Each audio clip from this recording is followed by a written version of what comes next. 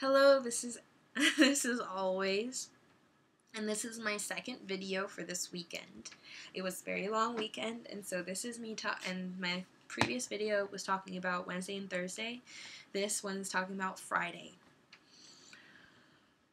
Quick recap. Wednesday and Thursday sucked. If you want any more information, watch my Wednesday and Thursday video.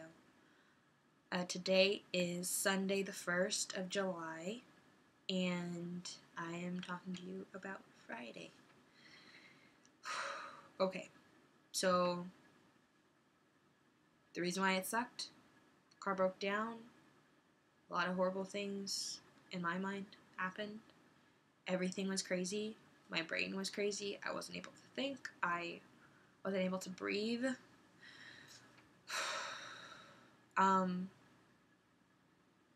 I had 2 assignments due that night.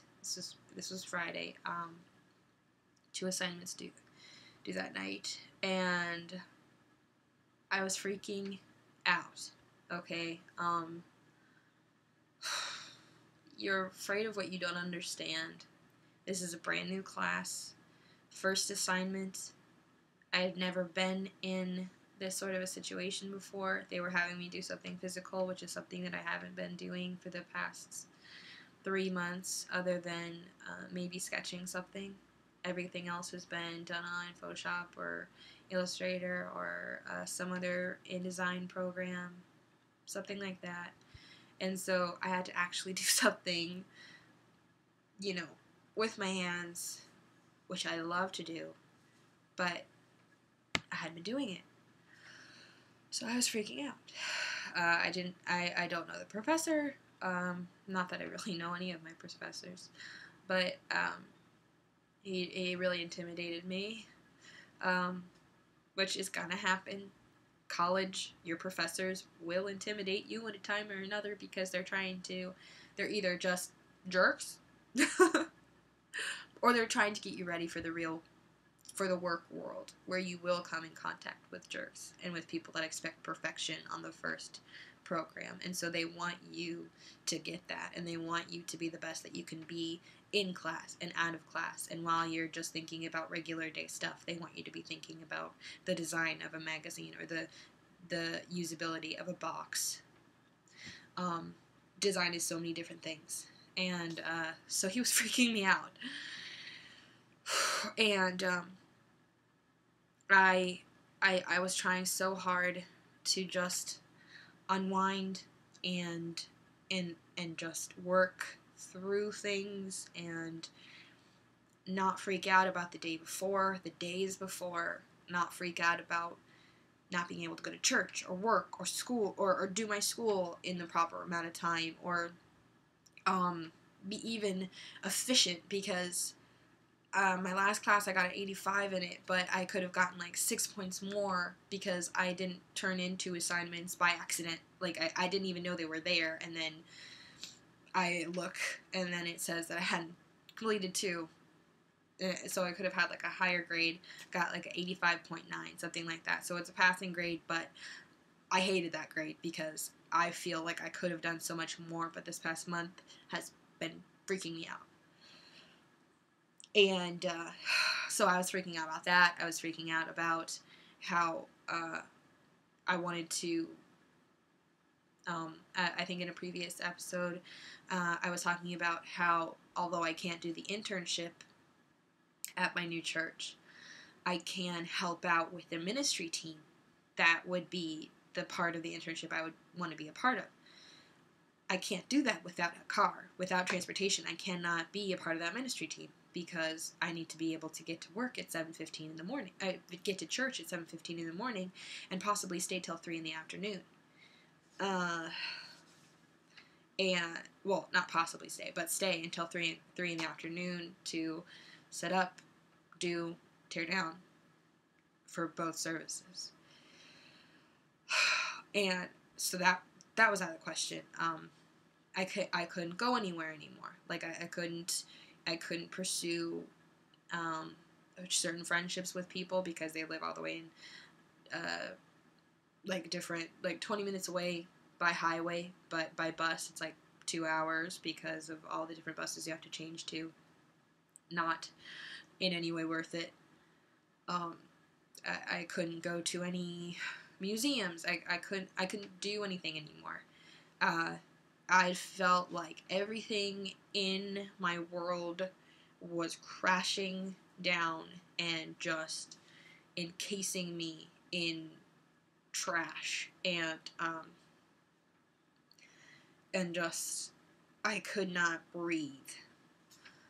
So I was sitting at the table, and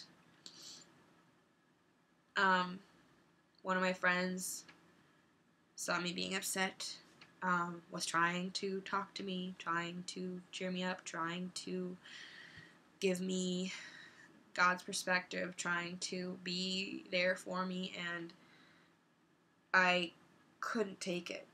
I couldn't take it. I was sitting there, and I was just, I couldn't be there. I knew that if I heard one more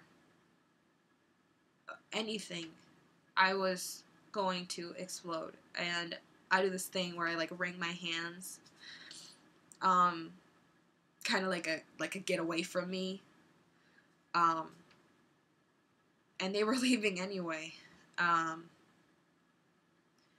But I was like, I'm trying not to be disrespectful. I'm trying not to just not talk to you or listen to you, but I can't do this. Like, I have to go to my room. I'll let you do whatever it is you need to do to be whatever. I can't do this anymore. So I ran up the stairs. I was freaking out. And it was just bad. It was bad. And I spent like the next 2 hours just trying to cry, trying to be something, trying to get a perspective, trying to see past my own nose, and trying to get things right.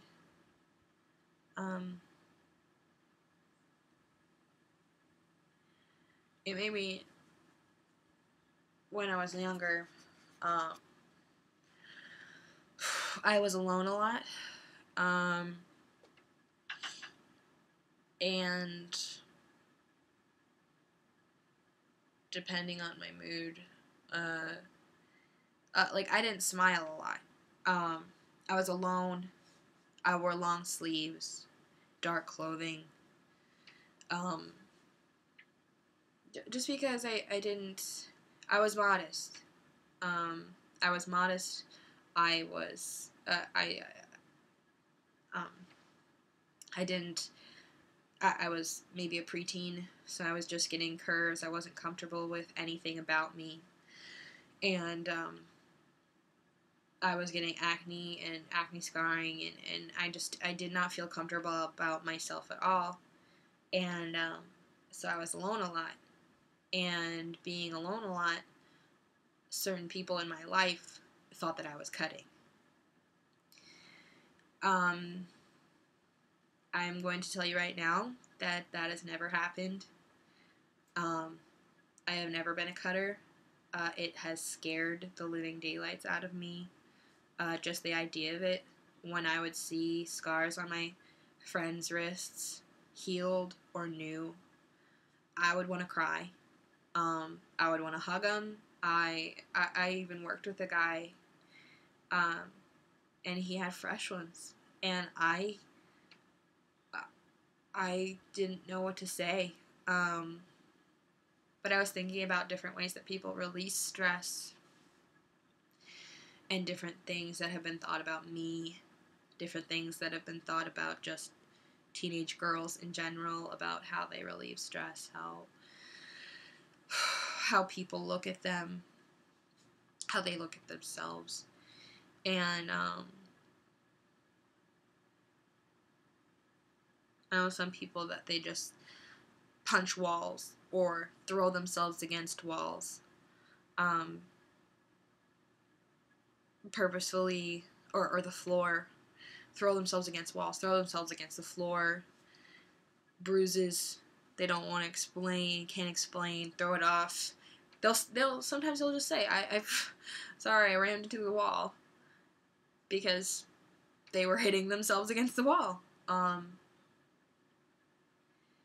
And just different ways that people try to distress. Some people do it using substances. Some people drink a lot of caffeine, have Epsom salt baths. But I was thinking about different abuses with that, because you can really distressors for some people. It's very violent and sad and scary.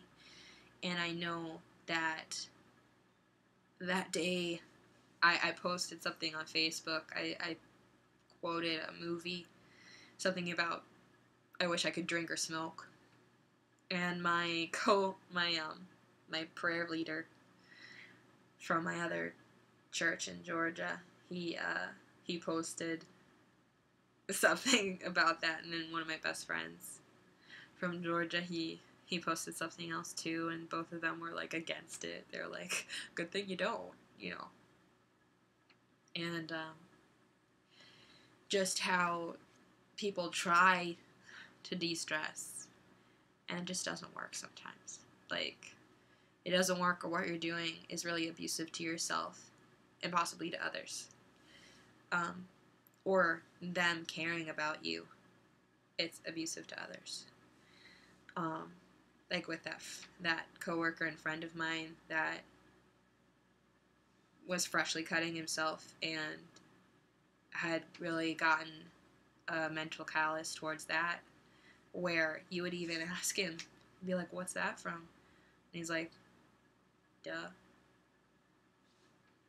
Like, he was so lively, and you would never have really thought that about him, but he would always go to work with his long sleeves and, cut pizzas and do all that stuff, and his sleeve might go up, you'd see his tattoos, and you'd see his cuts.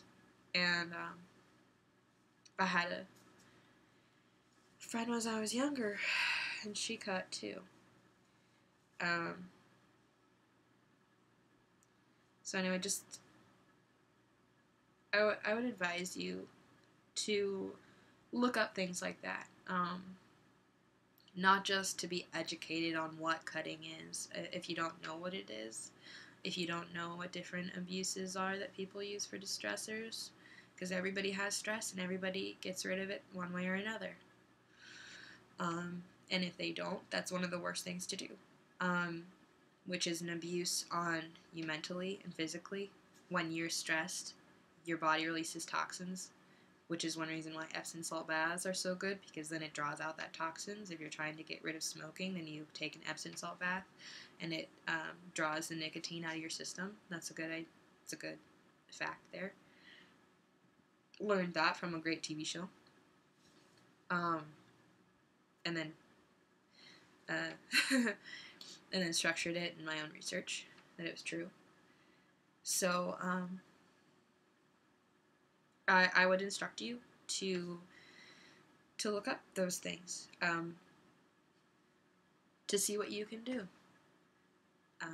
to see how you can react, to see how you can help, to see if you can help, or to see if it's just something that has to be worked out between them and God, or them and a doctor. Clinical depression is real, and suffering happens. So, that was the end of Friday. And now I will be talking about Saturday in my next video. Love you guys.